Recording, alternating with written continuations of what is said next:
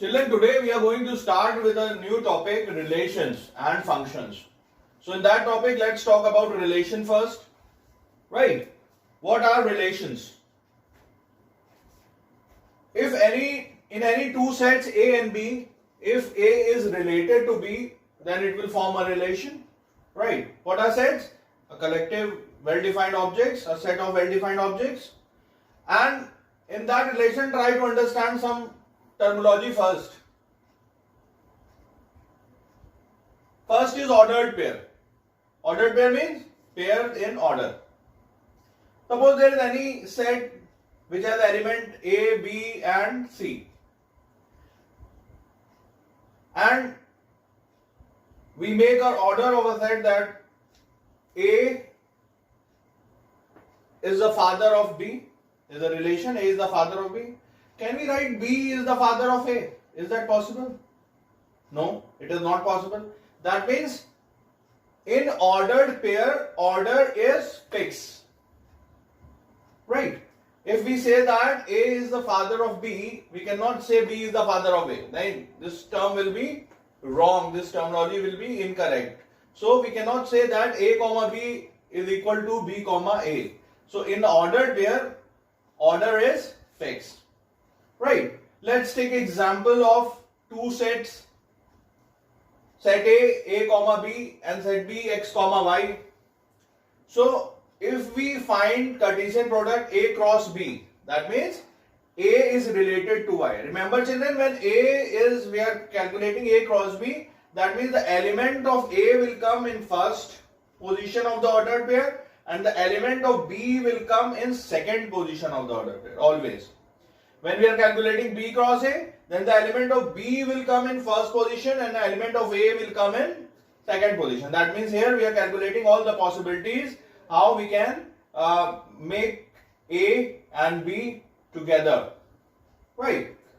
So if A has element A comma B and B has element X comma Y, and when we are calculating A cross B, then all the possible ordered pair that we can form will be A comma X, A comma Y, B comma X and B comma Y.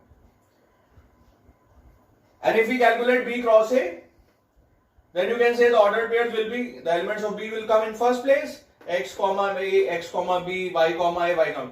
Can you see any of the ordered pairs common? No. That means A cross B and B cross A will not be equal. Right children? Note down please.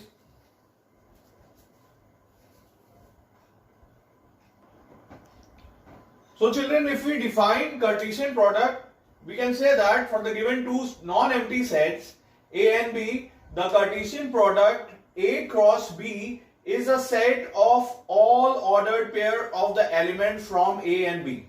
Right? And it can be represented as A cross B equals to A comma B such that small a belongs to set A and small b belongs to set B. Right? Now remember children, if A or B, any of them is a null set, right? Either A could be a null set or B could be a null set, then A cross B will always be a null set, right? Let's see this example. A has element 1 comma 2, B has element m comma n, then A cross B, that means the Cartesian product will be all the ordered pair that can be formed between A and B will be 1 comma n, 1 comma n, 2 comma m and 2 comma n. Right? And let's see another. Here A has element 1 comma 2 but B is a null set. So there will be no ordered pair that can form between A cross B. So the Cartesian product will be null set. Right? Note down.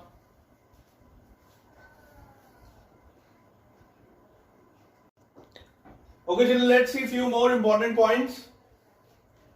The first point, A comma B and C comma D are equal. That means when two ordered pairs are equal, the equality between two ordered pair exists. Then we can say the first element will be equals to first element and the second element will be equals to the second element, right? Next point, suppose if any set A has elements, number of elements m, any set B has number of elements k, then the number of elements in a Cartesian product A cross B will be m into k, right? So we can easily calculate, if you know the number of elements in A and B, the number of ordered pair formed or number of elements of A cross B, right?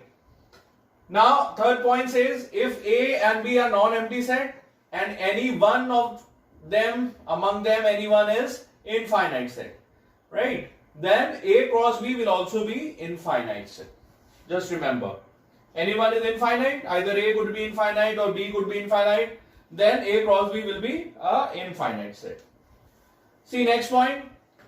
Here this is that A, B and C are the elements of set A.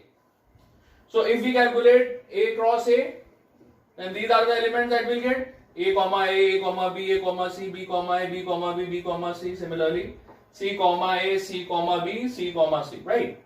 And again, if we calculate the A cross A, then these type of elements will get A comma A comma A, A comma A comma B, and A comma C, and so on.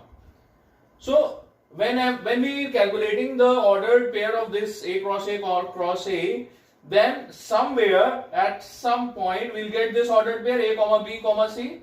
So we can say that in the set A cross A, where A comma B comma C belongs to this set, where A, B and C are the elements of set A, then this ordered pair A comma B comma C will be called ordered triplet, right? Just remember. Note down please.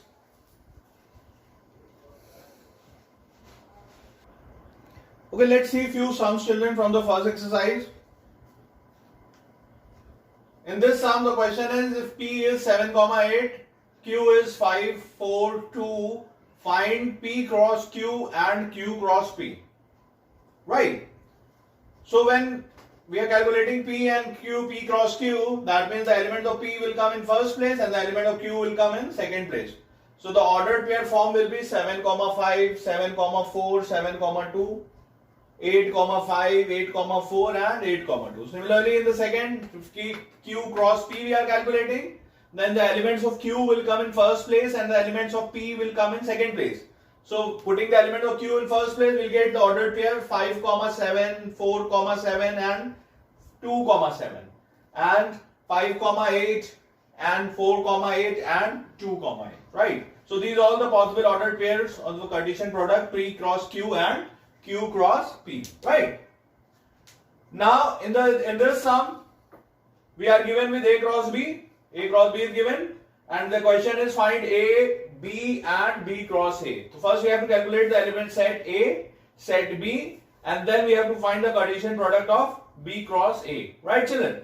Now in A cross B, that means we can easily find out, we can easily see, observe that A's element will always be in the first place and B's element will always be in the second place. So how many elements you can see in the first place? Only two elements, X and Y here, right? So the elements of set A will be X comma Y, and in here in the second place you can see there are only three elements, 1, 2 and 3. So the set B has elements 1, 2 and 3, right?